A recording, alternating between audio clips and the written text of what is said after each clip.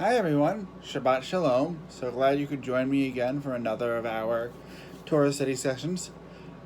My magazine didn't come again. I think I might have lost the subscription. I need to renew that. But anyway, so we'll take my iPad and we'll put that to the side. I will grab my kippah. I'm going to wear this Star Wars one today. Hope you all are doing well with the hot weather and the big rainstorm we had earlier this week from a tropical storm. I believe it was called Isaias. It looked like Isaias, but then I heard on the radio Isaias. So I'm not exactly sure what to call it, but it was a lot of rain.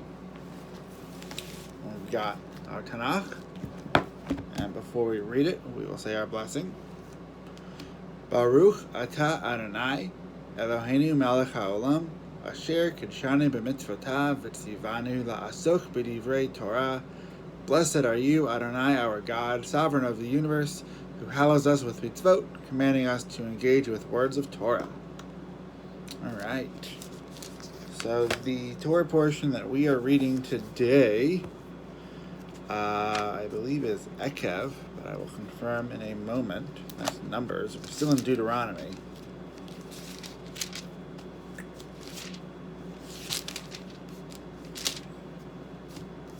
There we go. And so it's going to be Moses, Deuteronomy, as I've probably said every week, is mostly just Moses talking to the people and telling them things that have already happened to them and just kind of giving his take.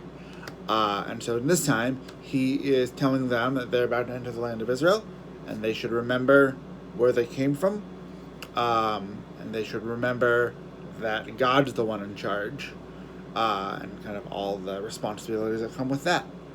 So, we shall read. And now, O Israel, what does your Lord God demand of you?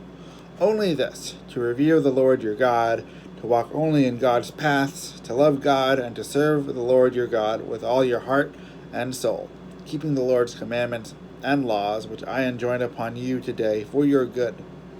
Listen, the heavens to their uttermost reaches belong to the Lord your God, the earth and all that is on it. Yet it was to your ancestors that the Lord was drawn in God's love for them, so that God chose you, their descendants, from among all peoples, as is now the case. Circumcise, therefore, around your heart, and stiffen your necks no more.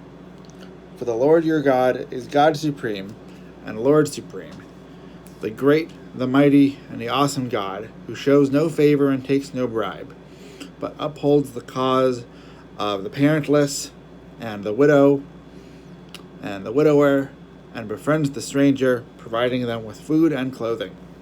You too must befriend the stranger, for you were strangers in the land of Egypt. You must revere the Lord your God. Only God shall you worship. To God shall you hold fast. By God's name shall you swear. God is your glory, and God is your God, who wrought for you those marvelous, awesome deeds that you saw with your own eyes. Your ancestors went down to Egypt, 70 of them, and now God has made you as numerous as the stars of heaven. All right, so this gives us a few questions to wrestle with. The first is, we talk about that the Jews are the chosen people. Why are they chosen? Apparently, only because of Abraham. God liked Abraham. God was attracted to Abraham and decided Abraham's going to be the guy. And then there was Isaac, and then there was Jacob, and then there was Joseph. And then there were, of course, the mothers. There was Sarah, there was Leah, there was Rebecca, and there was Rachel. And although God really just chose Abraham, and everyone else kind of came along in the package. So it doesn't really seem that Jesus have done anything to be chosen. And I think that's a good reminder that even though the Jews are the chosen people, this isn't really something to really feel proud of. It isn't something that we can use to brag. And it isn't something that we should, it's an extra responsibility. It's saying God has these expectations. God has put these expectations on us. We should do them. but that doesn't mean that we're better than anyone. There's sort of this weird tension now with the sort of modern idea of egalitarianism and equality, which are very Jewish values, but they're very much in tension with the idea of Jews being chosen. And so I think that one of the ways to resolve the tension is to say everyone is equal.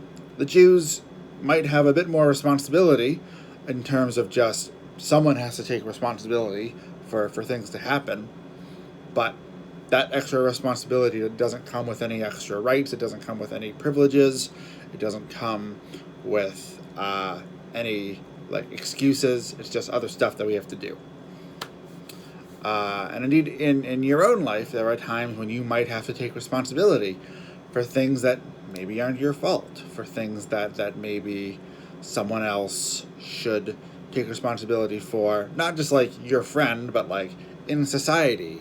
This isn't my problem. This is something that other people, other groups should deal with. But if no one decides to take responsibility, then it's never going to get done. And so I think that it is a very good thing to internalize that if there's a problem and someone needs to take responsibility and no one else is, you should. I believe it was, I'm forgetting his name, some celebrity, Drat, but he had a moment where he was walking by someone and they collapsed on the street, and he said, a person should, someone should do something about that. And then he said, wait, I'm someone. I can do something about that. And I think that's a really good way to frame it, that if you ever see something and you think someone should act, you should remember you're also someone. That's not exactly what I even wanted to talk about, but that seemed pretty good. What else was I going to say? Oh, right. Difficulty, we often talk about difficulty being something that you can grow from. And just very simply, in the Torah, they say 70 Israelites, 70 descendants of Abraham, descendants of Isaac, descendants of Jacob, who is Israel. His name gets changed to Israel. Their descendants, 70 of them, go to Egypt. And then, after slavery, it says numerous as the stars. And so, being in Egypt for the Jews generally was bad. We were slaves. It was pretty terrible. We had to have God show up and orchestrate our escape. So it was not really a good time for the Jews, but we became stronger as a people. We got a story. We became just simply more numerous. We became more empathetic, treat strangers well in the community, remembering that we were strangers in the land of Egypt. Obviously, you and I were never slaves in Egypt. We may never have visited Egypt. But we know that in our past, our people were treated badly, not just from slavery, obviously. There are a lot of things going on against the Jews that's bad. But it gives us empathy to say, if other people are being treated poorly, I know what that's like because of my family's experience, because of my people's experience, maybe because of my own experience. Maybe you've experienced anti-Semitism. I have a little bit, and it sucks. So if you take those moments, though, when you're dealing with that difficulty, and instead of becoming cynical or becoming frustrated and negative towards the world and say, that stunk, I didn't like it. If I see someone else going through that, I'm going to remember how bad it felt, and I'm going to step up and help them out.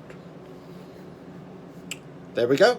So, we're going to listen to Misha Barak. This is a prayer for healing, so feel free to, if you know anyone who's in need of healing, whether from coronavirus itself or just from, isolation, loneliness, the heat, whatever's going on, if they just need some form of comfort, now's a good time to think about them.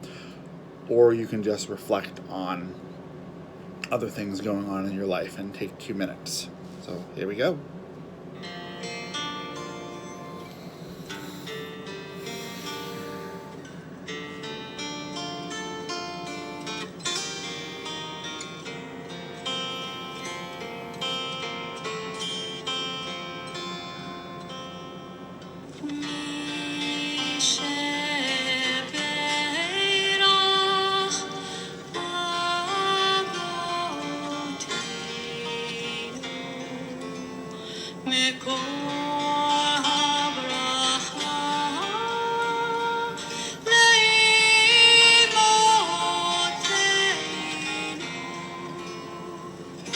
May the source of strength bless the one before us. Help us find the courage to make our lives a blessing, and let us say Amen.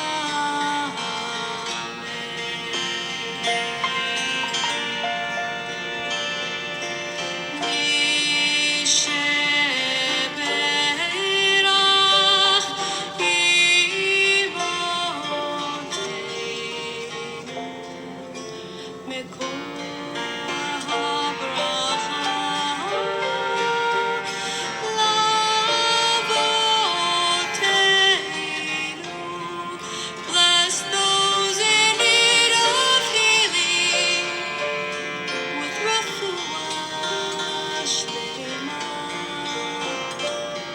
the renewal of body, the renewal of spirit, and let us say Amen.